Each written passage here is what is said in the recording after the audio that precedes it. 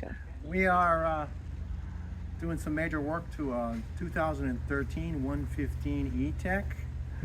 This particular motor has tuned exhaust and exhaust deflector.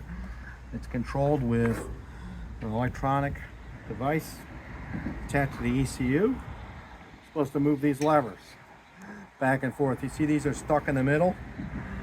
Or be like in one position it's for idle, increases the back pressure. Two strokes will idle better with more back pressure, and it opens it up, removes the back pressure so you can go high speed.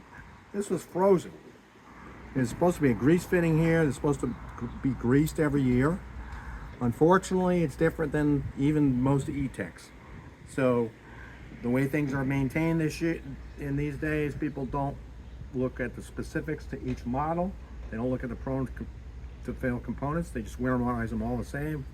You know, it's different for four-stroke, but all the two-strokes do them. And they set up an assembly line, they do it. If they grease this every year, this exhaust control valve would work correctly. And this is the way it's supposed to work.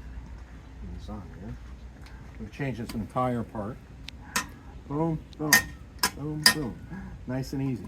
Grease it every year. Unfortunately, you're gonna have to take the whole bottom cowling off to do it. But if that's done every year, this is fine. This is a non-serviceable part. The only way you fix it is you replace this whole part. And we'll put in the description how much this part would cost new. Really, really fortunate. We had one, a used one. Very lucky. We had it. I hung on to it for years. Some people call me a hoarder. In this case, I don't think I'm a hoarder because this worked out really well. Makes me some money, helps out our customer. So again, you really need, when you own a motor, do your research, ask people that work on them all the time, say, anything extra I should do? Sometimes you're better off doing it yourself, obviously. In this case, you could even drill a hole in the lower cowling and make an access hole if you didn't want to take out like 18 volts to get at it.